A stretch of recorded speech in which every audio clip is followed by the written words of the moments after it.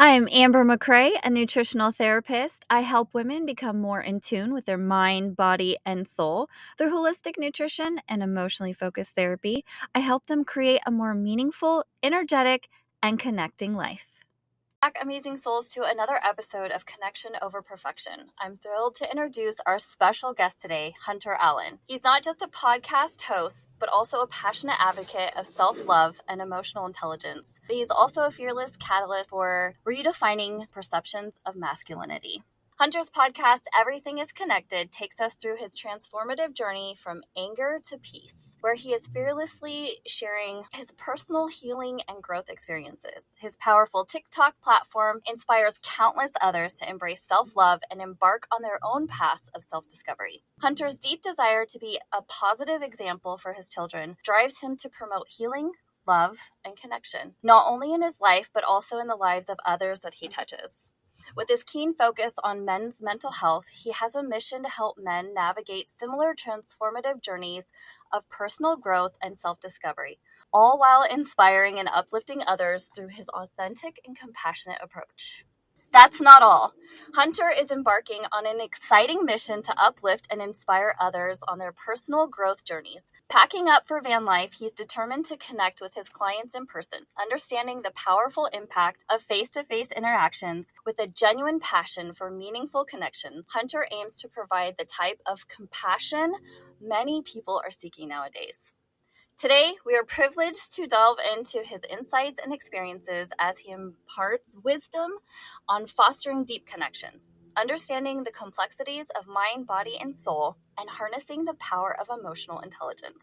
So without further ado, let's welcome the inspiring Hunter Allen. Welcome, Hunter. Thank you. I think I'm gonna have you introduce me everywhere I go because, geez, I like that. Thank you. For sure. Really know how to make a guy feel special. Yes, and I think that, that's one of the things that I actually really love doing.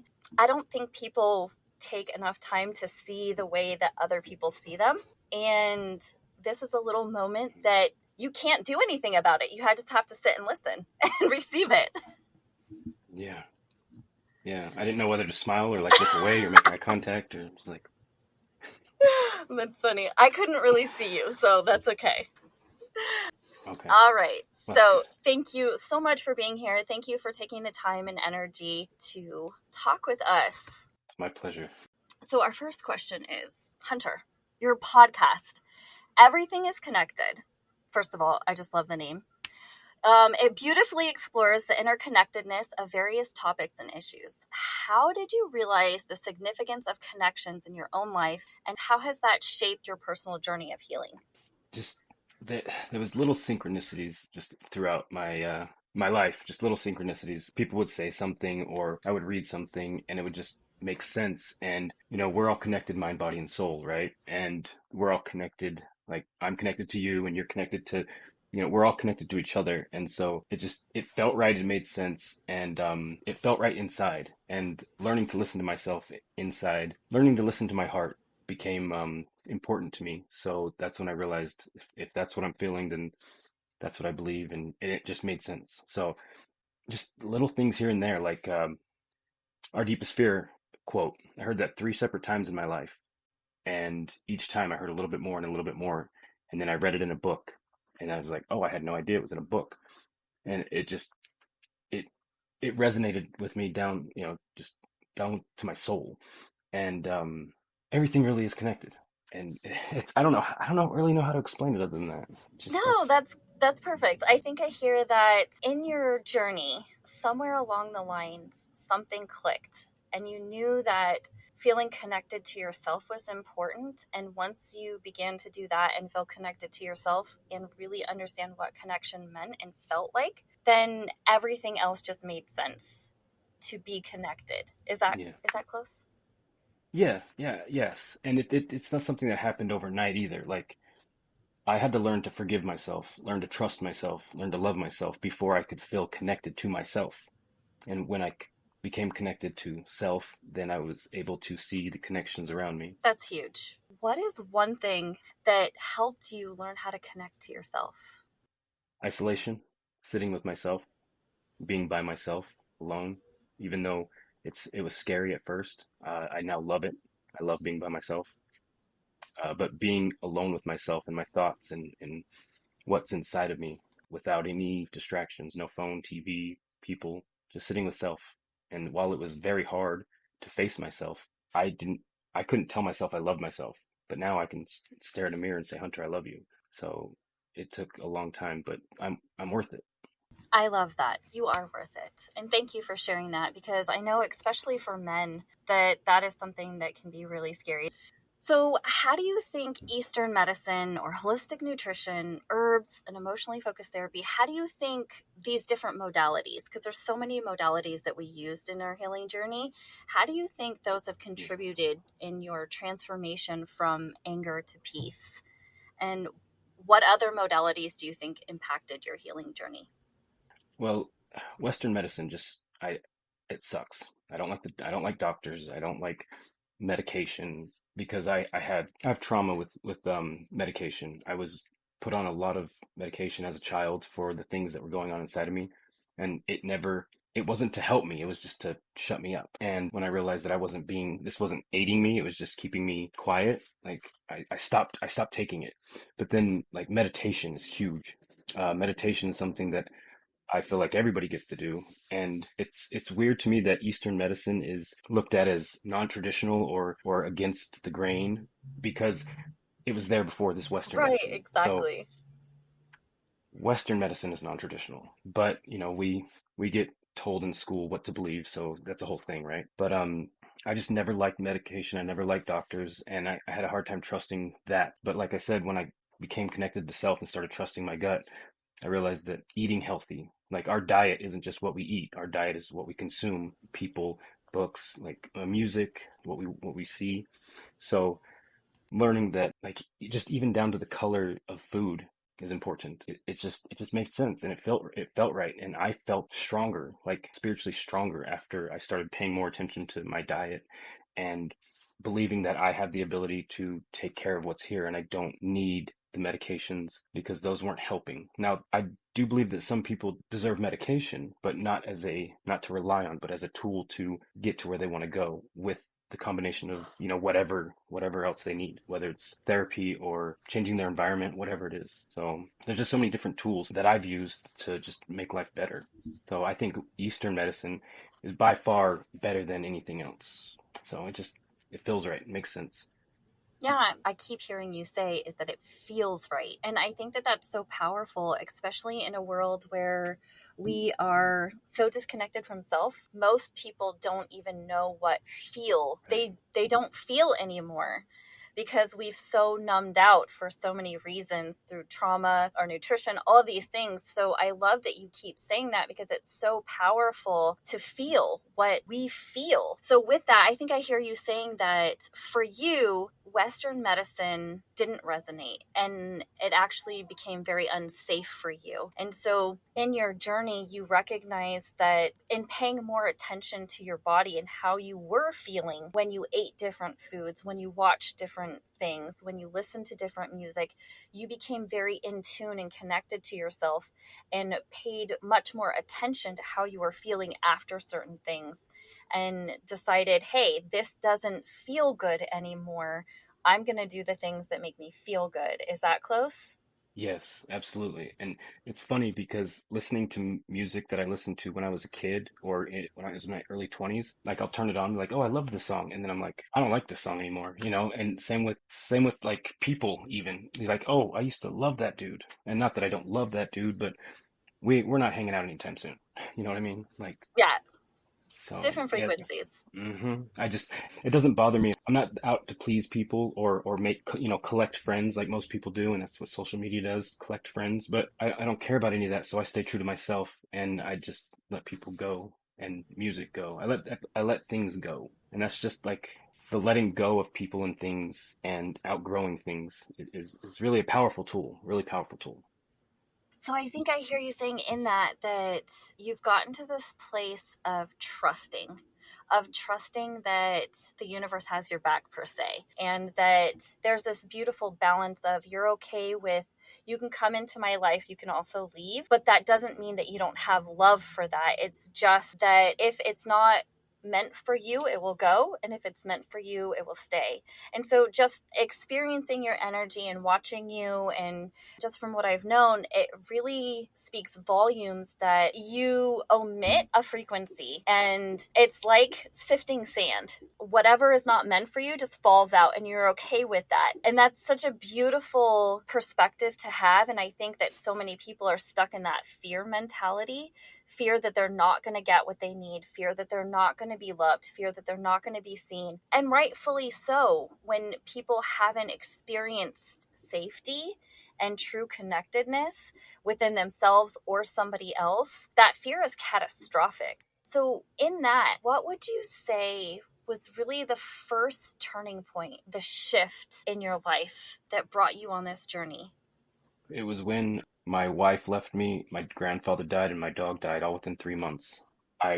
In my mind, I had two choices: die or change. And because I was left alone, I was scared. I didn't know what to do because I had relied on so many people for so much of my life that I didn't know how to be on my own. And so I only stuck around for my kids for a while, but then I realized, while I stuck around for my kids, I was bettering myself. But then I stopped doing it for my kids and I started doing it for myself, because if I do it for myself, by being who I am, sets the example for the people around me. Because I can tell people all day what to do, but if I'm not what I tell people, it means nothing. Yeah. Hunter, thank you so much for being vulnerable with us and sharing that part of your story with us. And hearing that for you, there was so much trauma within a very short amount of time and so much pain that you were faced with two choices: whether you give up or you somehow figure out how the fuck to get through it. And you said, okay, my kids are my why right now. And I think that that resonates for so many people, because in the healing community, I feel like some people say that your why has to be you, which it does, but I don't think that it often starts that way. And I think that it's good to give permission that it's okay that it doesn't start that way. But being aware, like you said, it became about, you understood that the connection to your kids was the most important thing to you.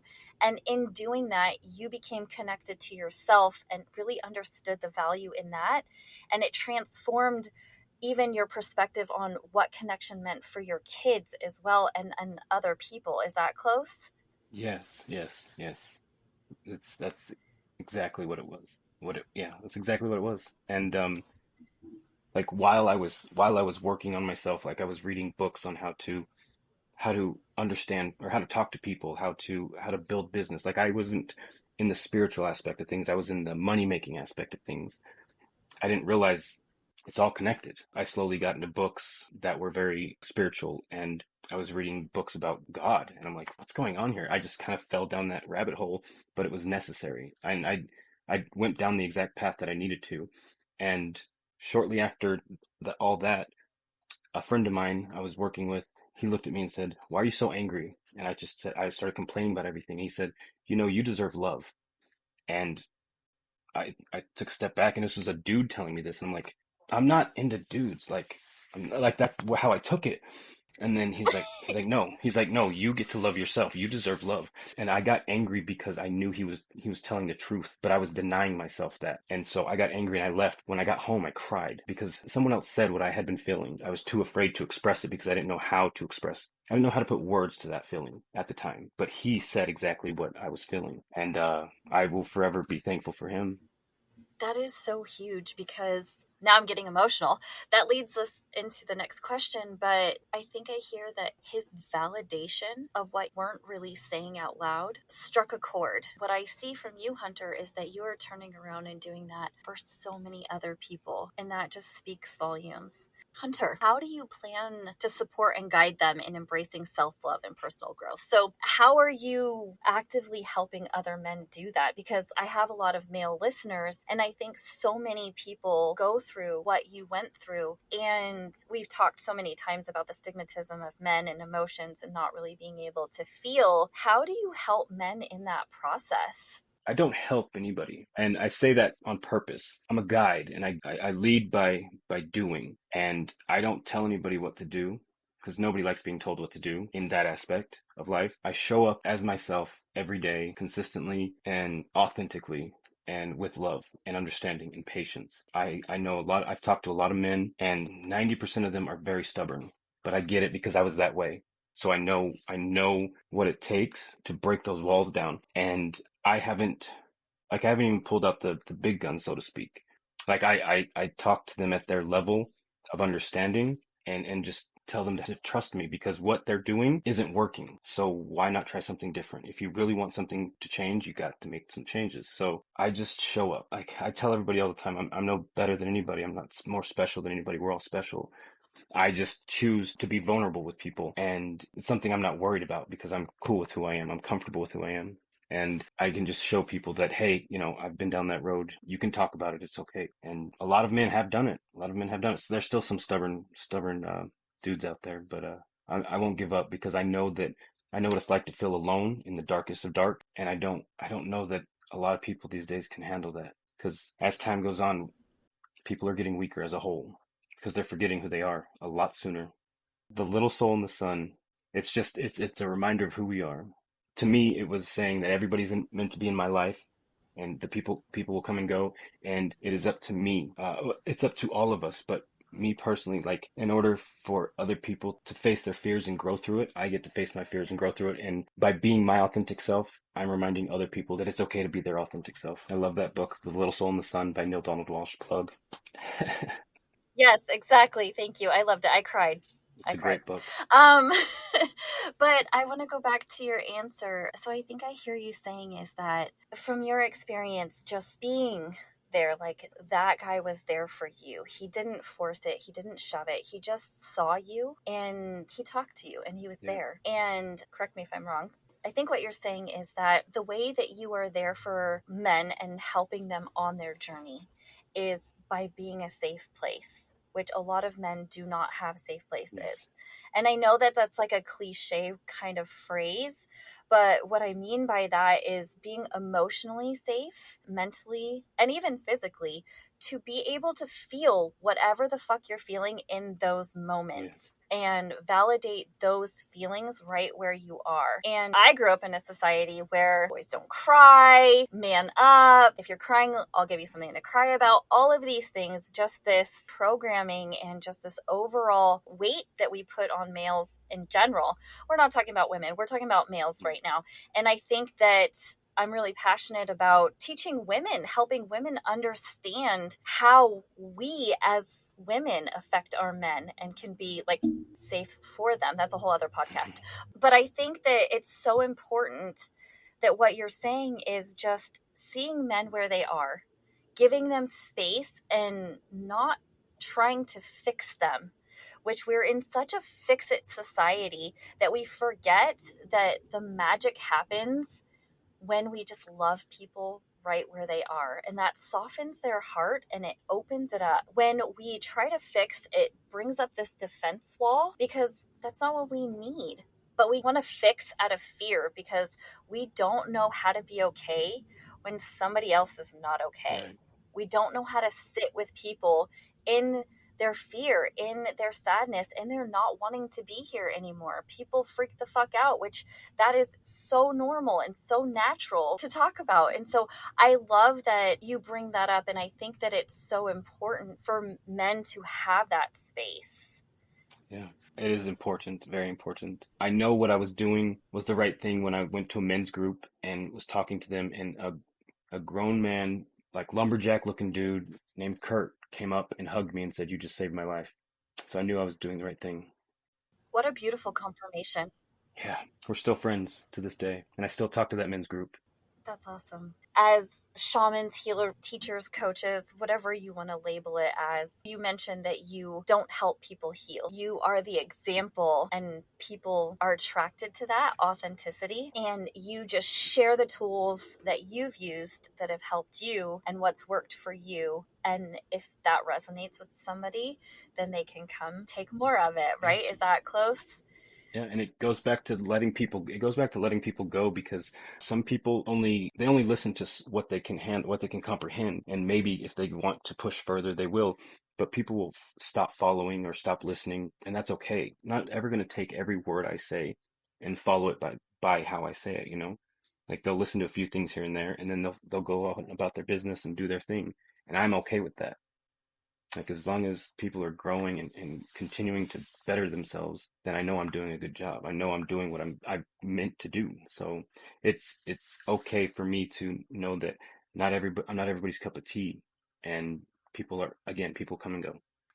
Huge that you said something before that kind of just stood out, is that you were saying that not a lot of people can be with people and sit with them in those really dark times. And I think as people in the mental health, whatever you want to call it, coaching, that they get easily burnt out and overwhelmed. It is very energetic work. And so they can be weighed down with a lot of heavy energy. And I think it's so important what you're saying is that if we focus on just loving people where they are, we release that expectation of having to fix or heal somebody. That's not our job. Our job is just to love and to be there. And when we can release that, we don't have to carry anything of anybody else's. We are literally just omitting and holding space per se, which doesn't require, Being the light. yeah, which doesn't require us to take on anybody else's anything. And I think if we can remember that and shift more into that frequency, that mind shift, then it wouldn't be such a heavy burden and we wouldn't have such a burnout of mental health advocates. Yeah, and again, it goes back to the Western medicine. People are so quick to, oh, this person has a XYZ disorder, so let's throw a bunch of medication at them because I don't have time to actually figure out what's wrong with this person or what happened to this person. Because there's nothing wrong with anybody. Everybody is who they are meant to be. No such thing as a bad person or a wrong person. They just are. I love that you mentioned that because there's a book I read. It's What Happened to You, which was such a mind shift for me. It says it's not what's wrong with you, it's what happened to you. And that I believe is 100% true. Everybody has gone through something. Trauma looks different. You know, trauma from being when you were a small child left in your crib too long to cry, that abandonment, that shit stays in your body just as when my husband left me. Things like that. The trauma is trauma and it affects Yeah, our body in the same way. everything is connected. Everything is connected. Exactly. It is true. Everything is connected. I think you said something else that I wanted to touch on is you were talking about Western medicine and you were talking about how they don't have time to even see the person. Like when you go to most therapy, not all, but it is covered by your insurance or medical, you can see them once a month for like 30 minutes. And Yeah, you don't really have time to create a connection and establish a safe place with that person. And I think that that's such a huge disservice. And also, it's one of the reasons I'm so passionate about fusing holistic nutrition and emotionally focused therapy together, is because everything is connected.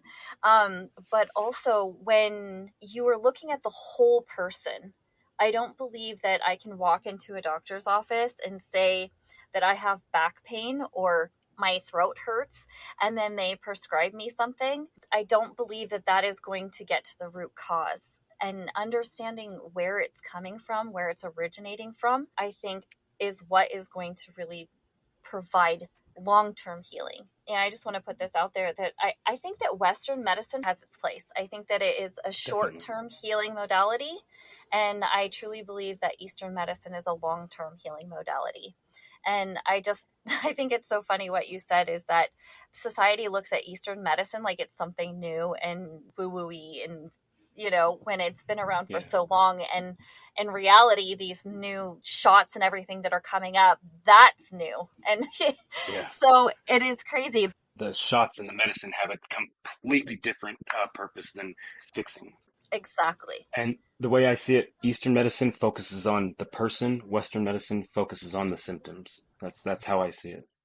100%. I think that that's spot on. And you said something that it has a different purpose. And my personal opinion in everything that's happening around the world is disconnect. It is trying to disconnect us from ourselves through our food, through chemicals, through everything, our clothes. Don't get me started. I could go down that rabbit hole for Yeah. hours. But if we're focusing on connection, I truly believe that it is being planned to disconnect us from ourselves and from others, from our food, from nature, from all of that.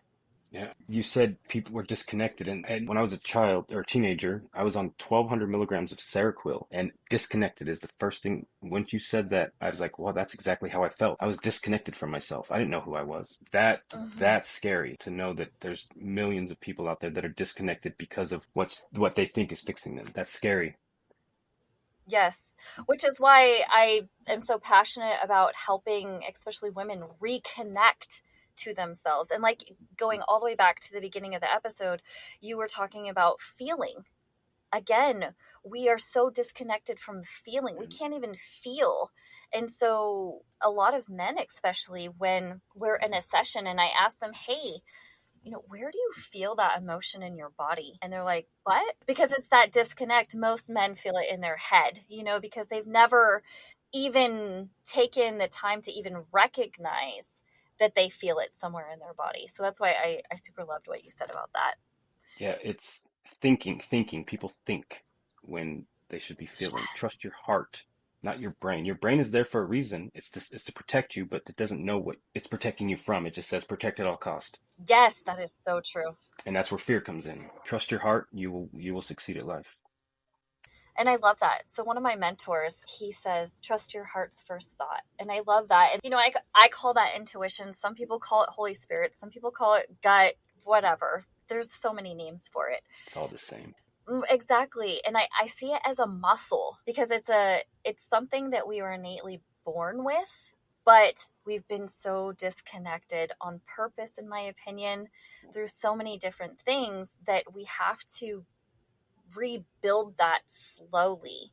I tell the people that I work with that it's as simple as laying two shirts out on the bed and then whichever one you're drawn to first, choose that one.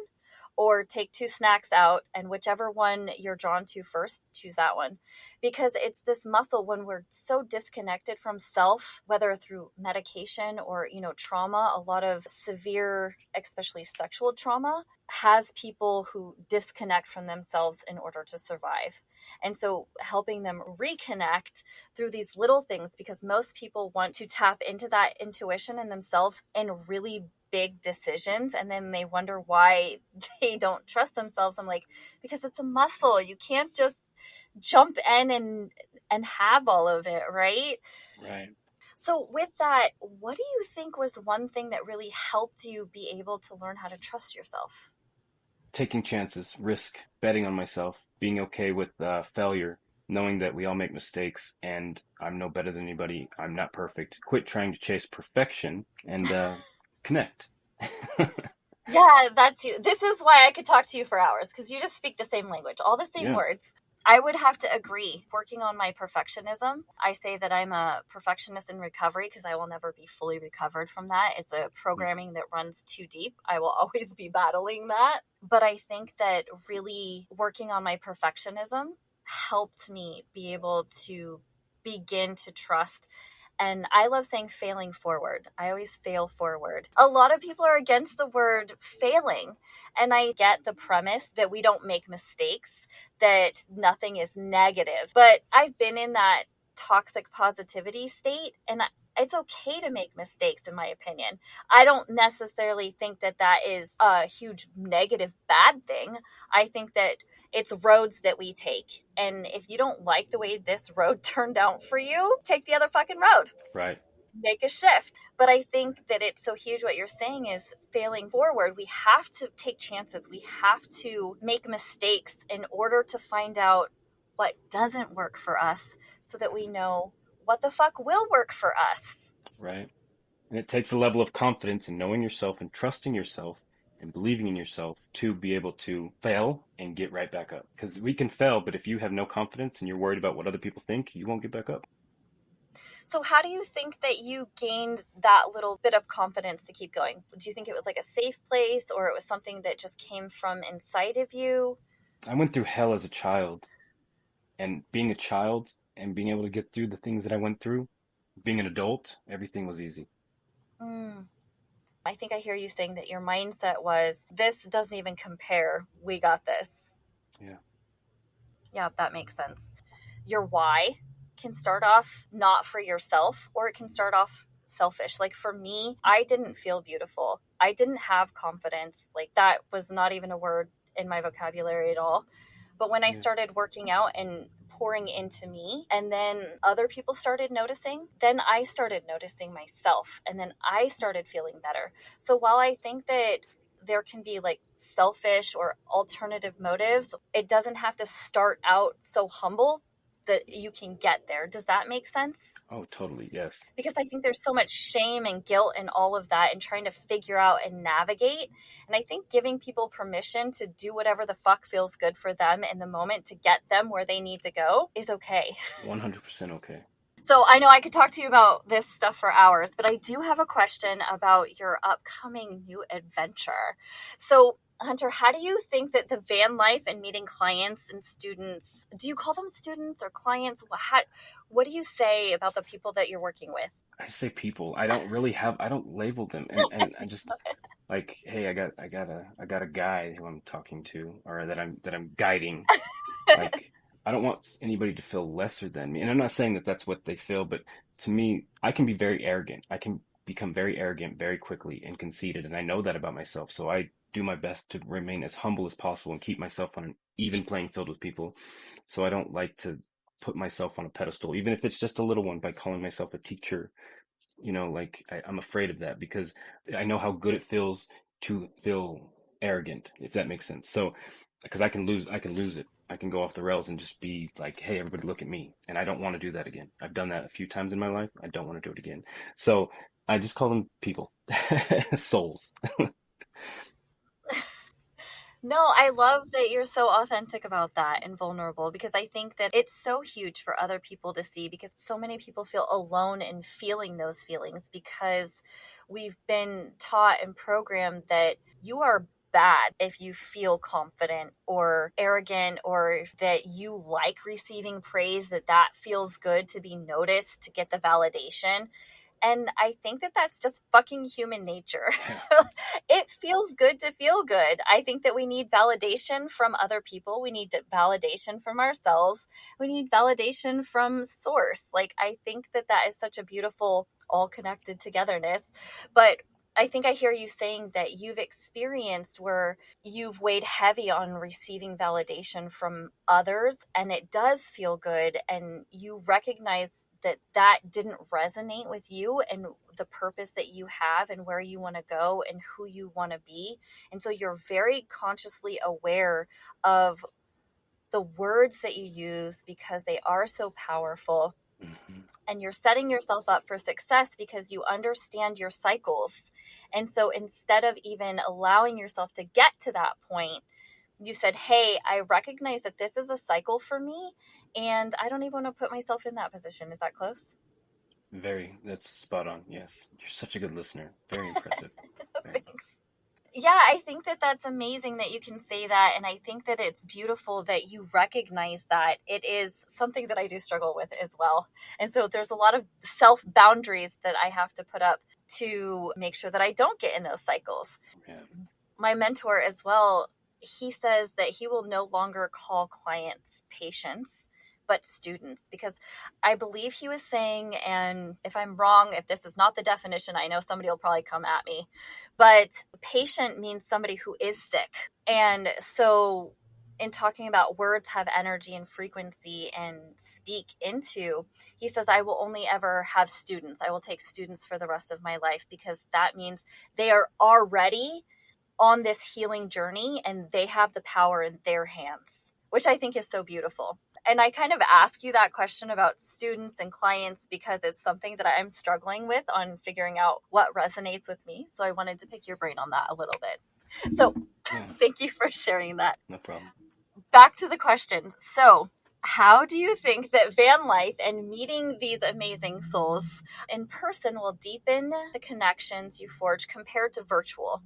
That's easy. The closer we are physically, the more powerful the connection. Like I can have strong connections with everybody over a phone or video chat, but in person, I know how powerful I am. At least I think I know how powerful I am.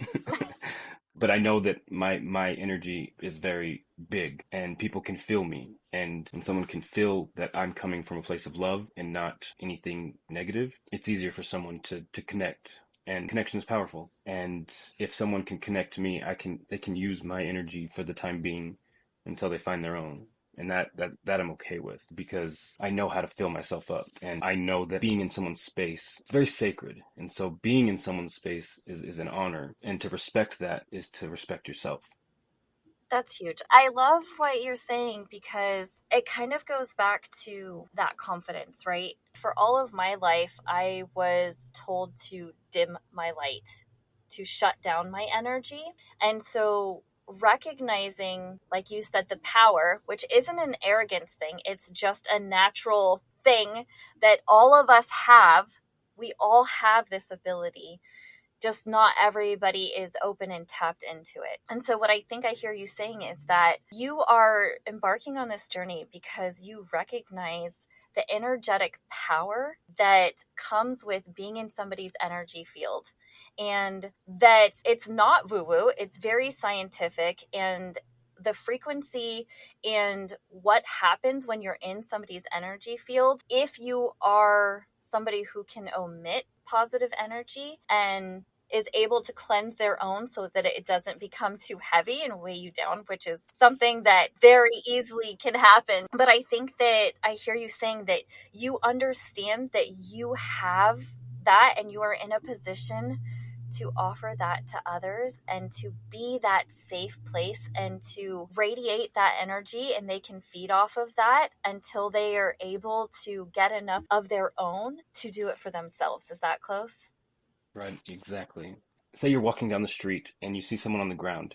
Put your hand out to pick them up, but you let go as soon as they stand up. You don't hold each other's hands while you continue to walk down the street, right? I'm just helping people up and letting go when they stand up. I love that analogy. I believe we're the selenite. If we were to compare ourselves to a crystal, it'd be selenite because selenite cleanses other crystals, right? And radiates positive energy, cleansing energy. I love that because I view myself as like a somebody who's in between, an intercessor. So the person in between, like the spirit versus the person. And so The I, medium? uh, I don't know. For me, it's more like bridging the gap for people, kind of like you were saying, the selenite, you need something for it to go through. So for me, I kind of see it as I'm allowing people to receive what they may not be able to receive on their own in that moment. So I love what you said. That's awesome. Everything's connected Everything's connected. And connection over perfection. all the time. So, can you tell us a little bit more about your plan for your van life journey? Yeah, so I'm gonna buy a van, go to Florida, build it with my buddy Ryan, and while we're doing that, we're gonna help each other. We're gonna guide each other because he teaches me as much as I teach him. He just doesn't know it. So like we have a good connection. So we're gonna build the van, and while building the van, it's to promote his van building business and help me get on the road. And he's like my right hand man. And then after I do that, then I'm gonna travel wherever my clients are in the continental United States and coach them in person. Just stay wherever in the city or wherever they're at, coach them. And it's also a chance for me to be free because freedom is important to me. And I've never actually had the chance to be free. And to me, traveling is like recharging, as a way to recharge, refuel, and learn about other people and places and things, cultures. And the more you know, you know. So it's like, at least for now, I'm done being the smartest person in the room. I want to learn. I love that. Yeah, I think I hear you saying that this is an opportunity for you to not only connect with another amazing soul, Brian. Brian, we know you're going to Shout listen, out, Ryan. so you're dope. to connect, but also the synchronicity of being able to, reciprocity is a word.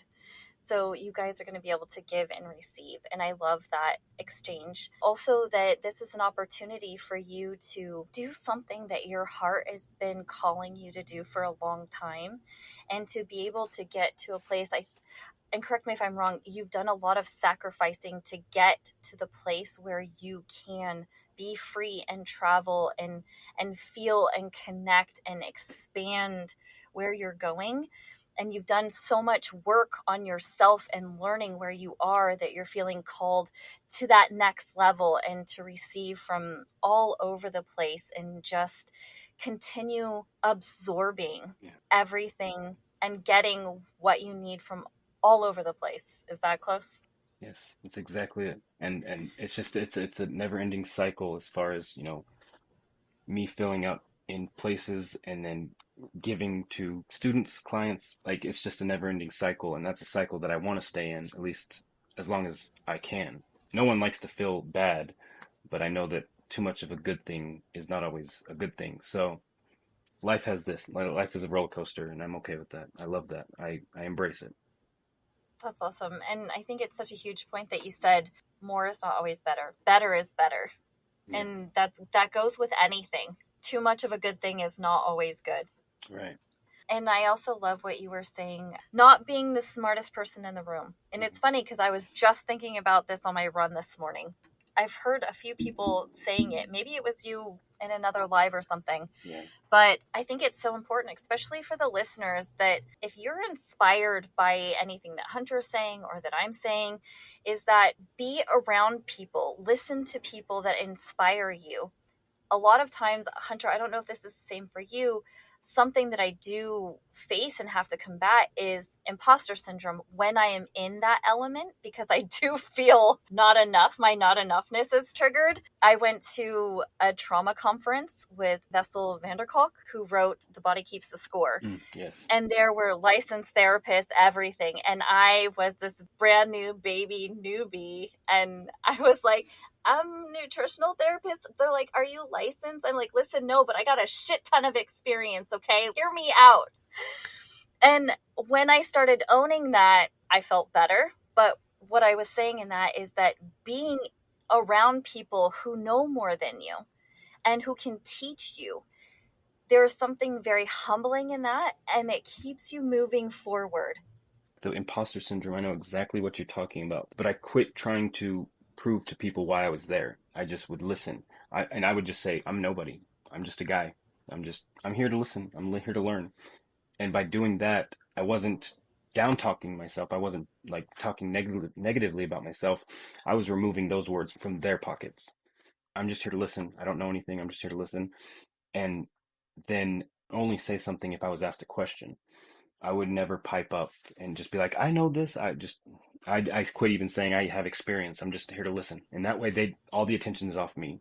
They have the least amount of expectation from me. They just think I'm just some guy. And then when I open my mouth, they find out differently. I love that. And that's something that I think that I know a lot of people who I work with struggle about what other people think. And it's definitely a program that runs deep within me, especially for when I started doing what I'm doing. A lot of family, it felt like I was getting the worst because they're like, you don't know what you're doing. You don't know about that. I'm like, what? You don't see that I just spent 10 years doing this? And so it goes back to that programming, and really, like you said, just knowing that it's about loving people and not fixing. And we don't have to prove ourselves, because that's not what we're called to do. The people who are meant for us will come just by us being Yeah, authentic in who we are. yeah, absolutely. Hunter, again, I could talk to you all day, but thank you so much for your time and your energy. Thank you for sharing part of your story with us and your new adventure. And I look forward to hopefully having you back on another episode. Absolutely. Thank you for having me. And I'm definitely going to have you on my podcast, the Everything is Connected podcast. It's on other platforms, but for sure Spotify. I'm still working on that. All the information will be in the description. We're Thank you. learning, we're growing, we're failing Oh, forward, yeah. right? I do appreciate you very much, and you're doing great things, and I'm excited to be a part of your journey, and yeah, look forward to what's to come. Thank you so much. Bye, Hunter. I look forward to talking to you guys in the next episode. And remember, connection over perfection. The content provided in this podcast is for informational purposes only and is not intended as a substitute for professional medical advice, diagnosis, or treatment. The intention of the host and guests is to spread love and awareness. Always seek the advice of your physician or trusted healthcare provider with any questions you may have regarding a medical condition. Never disregard professional medical advice or delay in seeking it because of something you've heard in this podcast.